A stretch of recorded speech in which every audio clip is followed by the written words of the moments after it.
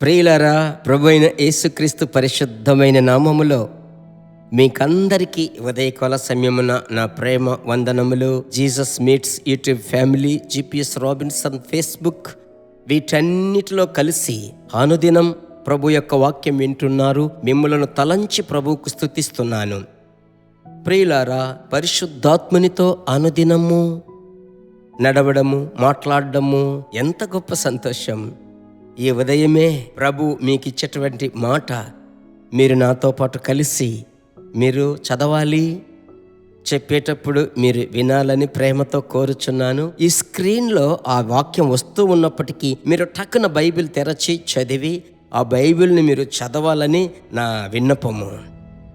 నేను చదువుతున్నాను ఈ దినమునకు సంబంధించిన ప్రభు యొక్క మాట. వాక్యం సెలవిస్తుంది. అపోస్తలుల కార్యములు 13వ అధ్యాయం 3వ వచనం. అంతటా వారు ఉపవాసముండి ప్రార్థన చేసి వారి మీద చేతులుంచి వారిని పంపిరి. అపోస్తలులు 13:3 నేను చదివాను. ఉపవాసముండి ప్రార్థన చేసి వారి మీద చేతులుంచి వారిని పంపిరి. నా ప్రియమైన దేవుని బిడ్డలారా, వేరు చేసే ఆత్మ వేరు, ప్రత్యేకపరచుకోవడం వేరు. ఈ రెండింటిలో ఉన్న వ్యత్యాసమును మీరు తెలుసుకోవాలి. వేరు చేయడం అనేది దేవుని యొద్ద నుంచి రాదు. ప్రత్యేకపరచడం, కలపడం అనేది దేవుని యొద్ద నుంచి వస్తుంది. ఇక్కడ చూడండి, వారు పాడి స్తుతించి ఆరాధించేటప్పుడు హఠాత్తుగా పరిశుద్ధాత్ముడు దిగి, నేను పిలిచిన పని కొరకు ప్రభు యొక్క దాసుడైన బర్నబాసును పౌలును మీరు వేరు చేసి ప్రత్యేకపరచి పంపుడి అంటున్నారు. అలాగైతే ఈ ఉదయకాల సమయమున మీరు ఒకటి అర్థం చేసుకోవాలి. మిమ్ములను ఒక స్థానములో నుంచి మరొక స్థానంలోనికి ప్రభు తీసుకువెళ్ళడానికి ఇష్టపడుచున్నాడు. అలాగైతే దేవుడు ఒక ప్రత్యేకతను అక్కడ ఉంచుతాడు. ఎప్పుడూ ఒకే స్థలములో ప్రభు ఉంచాడు. లోకానుసారంగా ఒక ప్రమోషన్ తరువాత పదోన్నతి వచ్చినట్లుగా ఆత్మీయ జీవితములో కూడా ఆ తదుపరి ఔన్నత్యమును మీరు చూడగలరు. ఆమేన్.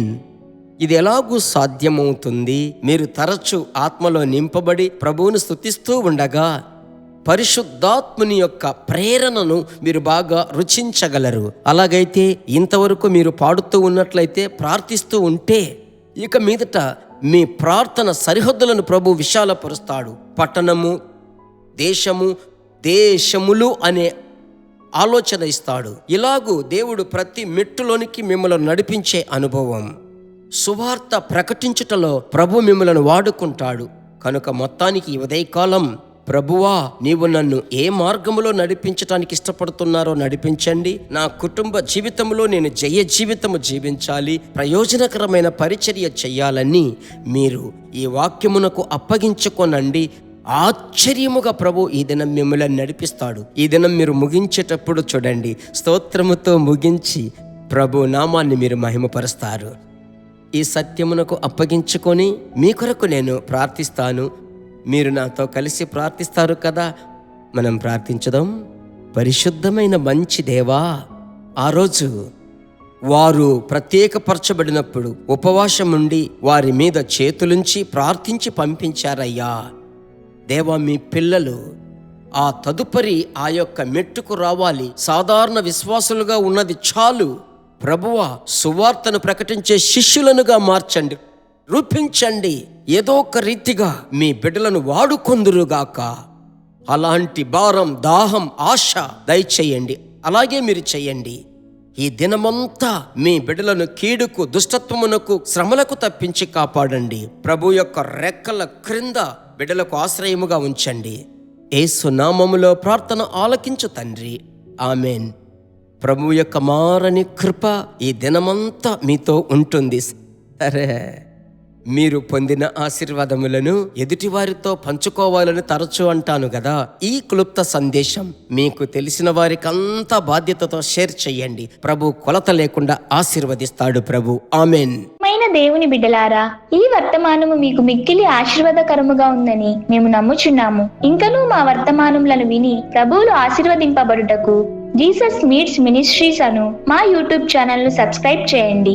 మరియు మా ప్రార్థన సహాయముకై మీరు సంప్రదించవలసిన మా ఫోన్ నెంబర్ 9841 72828336 మరియు 7295463663. Email gpsrobinson@hotmail.com. ప్రభు మిమ్మును ఆశీర్వదించునుగాక.